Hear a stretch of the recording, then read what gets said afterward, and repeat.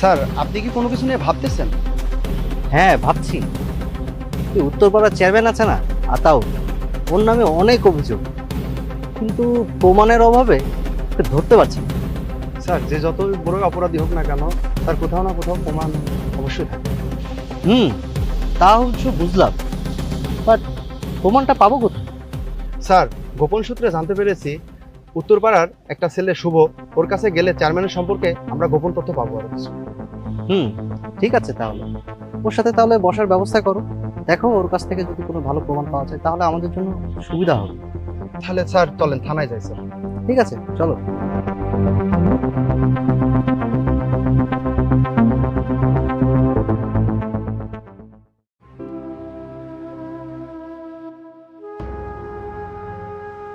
কি ব্যাপার? কি হয়েছে তোমার? এখানে এভাবে বসে আছো, তুমি কোনো কথা বলছো না কেন? কি হয়েছে তোমার? কি আর বলবো বলো, এই বাড়ির উঠান নিয়ে ছোট ভাই নাসির ঝগড়াঝাটি যা শুরু করছে, আমার আর কিচ্ছু ভালো লাগে না। দেখো, তোমার সাথে কথা বলতে পারি না, দেখা সাক্ষাৎ হয় না, আমার কি ভাল লাগে বলো? তুমি এত বিচলিত হয়েও না, উপরে আল্লাহ আছে, একটু ধৈর্য ধরো, আল্লাহ দেখবে সব ঠিকঠাক করে দিবে। আর আমি জানি তোমার এই কষ্ট আমাকে নিয়ে, তুমি শুধু একটু ধৈর্য ধরো।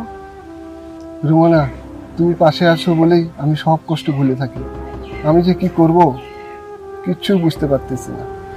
তোমাকে কিচ্ছু করতে হবে না। আর শোনো, তোমার ছোট ভাই নাসির, ও তো ছোট পোলাপান মানুষ, কিছু বুঝে না, একটু চিল্লাপাল্লা করলে তুমি ওকে সামলে নিও। তুমি তো বড় ভাই, তোমার তো একটা দায়িত্ব কর্তব্য আছে, তাই না? রুমানা, মাঝে মধ্যে কি মনে হয় জানো, এই উঠান, এই বাড়ি সব কিছু ছেড়ে দিয়ে তোমাকে নিয়ে অনেক দূরে চলে যাই। যদি তুমি আমার পাশে থাকো, যাবে আমার সাথে? তুমি এটা কেমন কথা বললে? তোমার সাথে যাব না মানে? আমি তোমাকে ভালোবাসি, তুমি যেখানে নিয়ে যাবে আমি সেখানেই যাব। এই তোমার এই হাসিটার জন্য আমি সব কিছু করতে পারি। তুমি শুধু নিজেকে শক্ত রাখো, দেখবে সব ঠিক হয়ে যাবে। আর শোনো, যদি যাবারই হয় তাহলে তোমার বাড়িতে যাব, তোমার বউ হয়ে। অন্য কারো কাছেও যাব না, অন্য কারো কথা আমি চিন্তাও করতে পারবো না। আমি আছি রুমানা, তুমি শুধু আমার।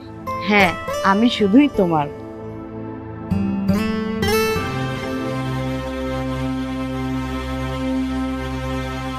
কি ব্যাপার চেয়ারম্যান সাহেব, কি করতেছেন? শোন মানিক, তোরে যা যা কই মনোযোগ দিয়ে শোন। সামনে নির্বাচন, নির্বাচন যতই সামনে আসতেছে আমার কিন্তু ততই ভয় বাড়তেছে।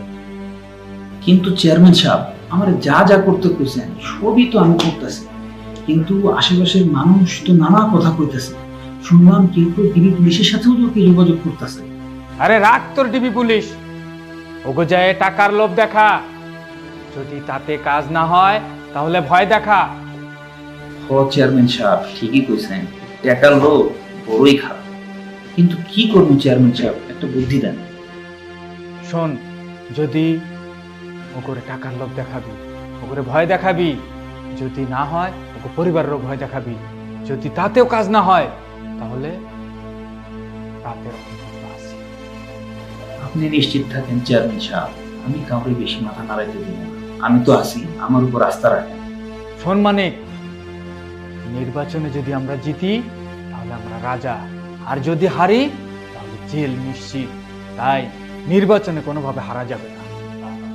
শোন মানিক, তুই তাইলে এখন যা, আমি জরুরি একটা কাজ করতেছি, তোরে লাগলে আমি আবার ডাকবো না।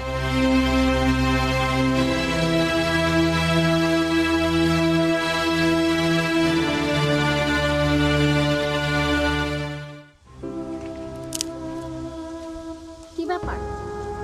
কি হয়েছে তোমার? আজকাল তোমার কোনো খোঁজ খবর নাই, সব সময় চোখে মুখে কেমন দুশ্চিন্তা দেখি। কি হয়েছে বলো তো আমাকে। আর বলো না, ভালো লাগে না। কেন? বড় ভাইয়ের সাথে সম্পদ ভাগাভাগি করতে আমি হাঁপিয়ে গেছি লিজা, আর ভালো লাগতেছে না। ছোট থাকতে ভাই আমার সব ছিল, কিন্তু এখন তাকে আমার শত্রু মনে হয়। কি যে বলো না এসব।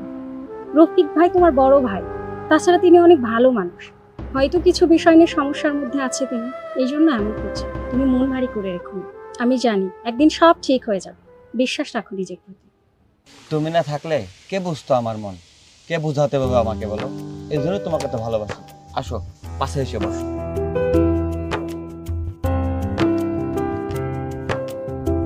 ভাই ভাই মিলেমিশে থাকতে হয়, ঝগড়া ঝামেলা তো আসবে, সেসব এড়িয়ে যেতে হয়। আর আমি তোমার বাড়ি বউ হয়ে গেলে দেখবে এক তুড়িতেই সব সমাধান করে দেবো। তাই বুঝি সব সমাধান করে দিলে? তাহলে তো ভালোই, শীঘ্রই আমি তোমাকে আমার বাড়িতে বকুল করবো। তোমার একটুখানি হাসি দেখলে আমার সব রাগ অভিমান মিলিয়ে যাবে। তুমি রাগ করো, কষ্ট পাও, কাঁদো, তারপর তুমি আমার কাছে ফিরে এসো, এটা আমার সবচেয়ে বড় পাওয়া।